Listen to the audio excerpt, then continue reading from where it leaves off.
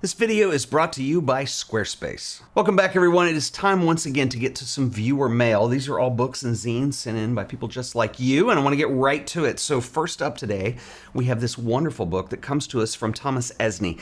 I'm going to attempt to pronounce this. It's called Aller Retour en Écosse. And Thomas includes a note, which reads, Dear Ted, on the 28th of December, you were very kind to share my book, Grec, in a video. Your remarks were incredibly pleasing to me and have elevated this book in my esteem, a book where I could only see imperfections before. To thank you, you will find here a zine which I created during a short trip to Scotland with my wife. This is a modest zine that mixes styles and subjects. I wanted to see if it was possible to mix black and white styles with colors without it being too unsettling for the reader. I'm curious to hear your thoughts on this. I'm thinking of Ralph Gibson's books, which often dare to mix colors and styles. I encourage your audience to try creating their own zine as well. It's an ideal exercise for testing their images and a perfect way to share projects at an affordable price for everyone. For the French audience, I've also launched a YouTube channel for enthusiasts. You can click on the QR code right there if I can get in focus. Anyway, Thomas, this is a wonderful little book. Congratulations. I think that this works beautifully. I think you probably can already tell as flipping through here that shifting between color and black and white is not jarring at all. In fact, it's interesting because, I've even struggled with this myself. A lot of photographers are hesitant to start mixing both in the same project, and I think this really illustrates this wonderfully in here. I love when you go to your color stuff. You have a really bold sense of color that I really like. In other words, there is a reason for the image to be in color. And sometimes when you see projects that bounce back and forth between color and black and white, like we understand the black and white, but I'm not always convinced that the image needed to be in color, but that's neither here nor there. But this really does that well, and I think you've done a wonderful job. I also like how on the spread, sometimes you'll mix a full bleed image with a framed image. I think that works really well. Sometimes you vary your sizes of images up. This particular spread is really strong with the ram looking through the gate there. Anyway, really nice work, man. You should be really proud of this. I think it works extremely well. Yeah, there definitely is a nod to Ralph Gibson in here. I don't think it's too Ralph-esque. Just more in terms of the way the book's put together. In fact, some of these kind of bring William Eggleston to mind. But anyway, really nice stuff, man. I really like this, so thank you for sharing. I will link up to Thomas's book as well as everyone else in the show description. So if you want a copy of this, or if you want to just check out more of his work and support him as a fellow colleague and creator, please do. So check that out in the description below. Okay, so next up is this little zine, which was sent in by Susanne Helmert, and it's actually co-authored with her friend Angela Larson. This is called 1K Radius. This is a really cool collaboration project. I'll just read you a little of the intro and you'll get a feel for this. There are moments of serendipity that happen in life, chance encounters and random conversations that spark the beginning of a long-lasting friendship. One such moment happened on July 7th, 2011, when a couple strangers from a Facebook group tried their luck photographing the long-abandoned Purple Hotel in Lincolnwood, Illinois. This was the day that Susanne and Angela met for the first time. Angela and Susanne, a German temporarily living in Chicago, bonded immediately over their enthusiasm for the hotel and their mutual fascination with capturing fragments of the past. Over the next year, the two went on many adventures together to abandoned factories and farmhouses, hospitals, schools, lake shores, and prairies. They took hundreds of photographs documenting the beauty of decay and the mundane of everyday life. Eventually, Susanne moved back to Germany, but their friendship continued, and every year the two would go on additional adventures. When the pandemic put a hold on traveling and the adventures altogether, they came up with the idea for a project where they would both take a series of photographs taken within a 1 kilometer radius of their homes in Hamburg and Minneapolis, respectively. All right, so Susanne, thank you for sharing this. I absolutely love this idea. I love the book. And I also love the fact that not every image, well, none of the images are labeled. And so I'm assuming that one of you is on the left, the other is on the right, and probably coincides with the cover. So we're seeing Minneapolis on the right page and Hamburg on the left. I'm not sure about that, but I kind of like the ambiguity. So that is something that's very cool. I would love to see the two of you continue this direction and maybe come up with some different ideas that you can do. I love the idea of finding something that's thematic that you could do, whether that's based on geometry or maybe that's based on a concept. Maybe it's portraits, maybe it's just a shape thing, or maybe it's a way of kind of surprising one another where you are going to basically co-design a spread. One will do one side, one will do the other on a predetermined topic. So anyway, it's a really cool idea, and I absolutely absolutely love this. So thank you for sharing. I'm going to link them up below. Really cool idea and very different. So awesome work. All right, so I've got some more stuff I want to share. This wonderful little zine called South of the Border, East of the Sea. And I've got a trio of zines that somebody sent in. But real quick, I want to give a shout out to our sponsor today, who are the awesome folks over at Squarespace. How easy is it to build an amazing website in a matter of minutes? Squarespace has you covered. It's dead simple. Head over to Squarespace, hit get started. You can start by using Squarespace Blueprint AI and SEO tools, which will give you an impressive website in no time. Something unique because, you're not like other websites. Give your site a name. Next, you can build your homepage. We'll start with a few preset layouts just to get us going. Want to sell products like prints, books, maybe you make a zine? Well, you can feature those on your homepage. Create a few more sections if you want. Let's also give it a color palette. There's a whole bunch to choose from. Just get us started. We can change this all later. Next, let's select the typography choices. Welcome to your website. Everything is set up and it's all ready for you to customize. Squarespace is built on Fluid Engine, the next generation of website design. Select Edit, and Fluid Engine allows you to drag, place, and resize any element on the page. You can snap these to a grid, you can make them float on top of one another, you can freeform however you like. You can even preview and adjust how the site looks on either desktop or mobile. The layouts are independent. Of course, you'll want a portfolio for your work. Creating an image gallery is as easy as dropping a folder of images on your web browser. Once uploaded, you can drag to resort, customize the look, and Squarespace writes all of the code for you. Everything just works and it looks fabulous. Want to sell your own prints, books, or zines? Flexible payments allow you to make the checkout process absolutely seamless when you sell products or services.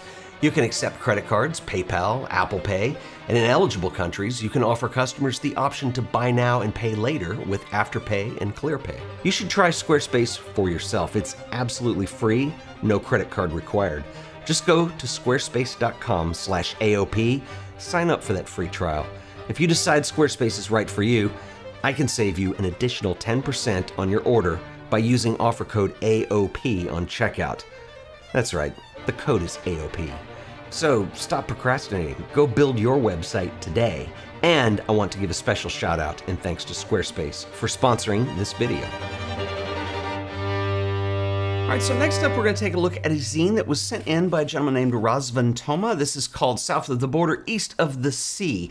He also includes a note which reads, Dear Ted, my name is Razvan and I've been watching your channel ever since I started being interested in photography in 2013. As I learned you were planning to move away from the mail time episode, I decided to take this opportunity to share with you and your community my first zine, a collection of photographs I took this summer on a short 8-day trip to South Italy. This is my first attempt at putting together a zine, and while it has some challenges regarding a few print quality issues on a couple of pictures that were affected in the printing process, I'm still happy to see this collection of photographs getting a final form other than a phone or a computer screen. Thank you for your time and great work you were doing, Razvan. All right, so Razvan, a couple things. So first of all, yeah, I did mention that mail time might be going away, but I haven't pulled the plug on it yet. I still enjoy doing it. I do want to take a new form at some point, and I'm still working out what that means in my mind. So it really isn't discontinued at this point. Obviously, we're still doing 2 of these a month. A couple things I want to point out about your work. You do mention in here that you're aware of some print quality issues, and there are a few. You're a little pixely on some images, and it looks like there's a screen over this one, which I can't really figure out. But anyway, I'm not going to go into that because you probably are aware of that, and that's something to definitely learn from, and you'll figure that out for the next time. The other thing I want to mention is your zine is made up all of landscape images here. In fact, I think that is one of your best in here, and we'll come back to that also. You have one exception, which is this, which is a vertical, and you moved the format. In other words, I'm reading the whole book like this, and all of a sudden this image comes in sideways. That's one thing that I would avoid. In fact, I would even venture to say, unless this image is extremely important to the integrity of the project as a whole, it's only one, and that might just go on the cutting room floor. I'm not sure. But the other thing I wanted to point out, and this is just an idea. So the whole idea of this book, I love the title, South of the Border, East of the Sea. It's about a trip to Italy. Is that you go through, and this, you mentioned this is an area of Italy that you had not been to before, so this is new. One thing that I think makes an interesting documentary type thing, like what it is that you're trying to put together, is to study and learn what it is about that particular place that you've never been and try to communicate that in your images. A lot of your images are just kind of like the cameras in a crowd, and I don't really know what the subject is and what I'm looking at. That's one thing that I would start to be aware of on your next project, is what is it that you're trying to convey, and start trying to tell that story a little bit. This image in particular, I think, is one of your better ones in here, and this does have what I'm talking about in here. You've got the idea of subframing going on in the mirror. You've got kind of this white balance adjustment of going on between two different light sources. I think there's a lot of interest in something like this, whereas in some of the other images, it's just I'm looking at something. You shoot a lot with a wide angle lens. One thing you might consider is actually tightening that up a bit if it's people that you want to get, focusing in on what is your subject and what is that person doing of interest.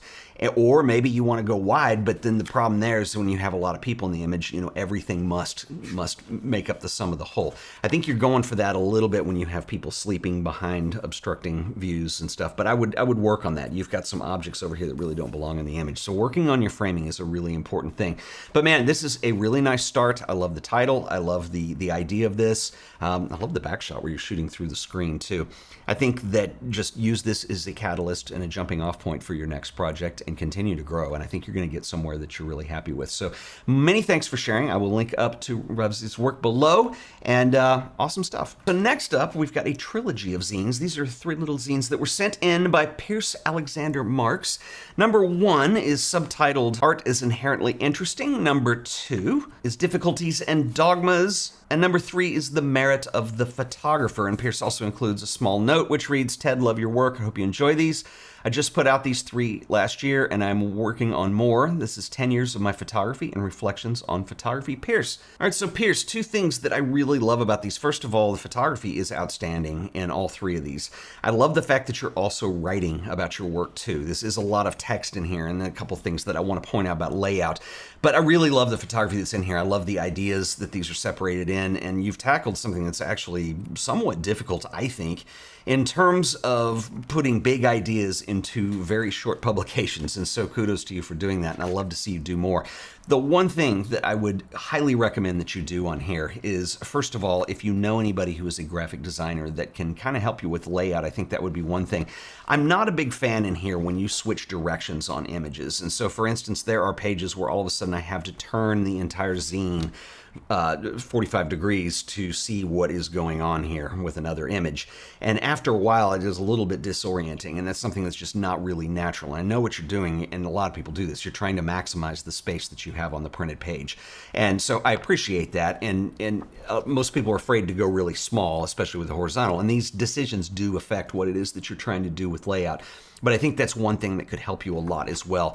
The other note that I want to make on here is these have a lot of text in them, and the font is big and it's not exactly readable. And so I think, again, having somebody who's a graphic designer who can kind of help you with some typography and some layout, sometimes it's font choice, sometimes it's font size. These are little tiny things, but they're going to make a huge difference. And the only reason that I'm pointing those out is I really do like the photography that you're doing in here. It's also really cool that it's varied. When you get into the 3rd zine here and it's all instant photography, I think this is a really cool medium for this, because the instant camera has kind of a low vibe to it and it works really well in a zine format. And this also forced you into going vertical for the whole zine. And so it just has a cleaner layout, and I think you can probably see that here. But man, keep it up. Don't be afraid to do this where you take a spread up for an image. I think that works really well. I think the 3rd one is definitely, it just doesn't have the layout issues that some of the other ones do. But I just wanted to point that out to you because photography is great, and I can't wait to see you do more. So best of luck, and thanks for sending these in. Once again, I'm going to link up to everybody in the show description below, so support your colleagues. And if you have any questions, drop me a comment. I will catch you guys in the next video. Until then, later.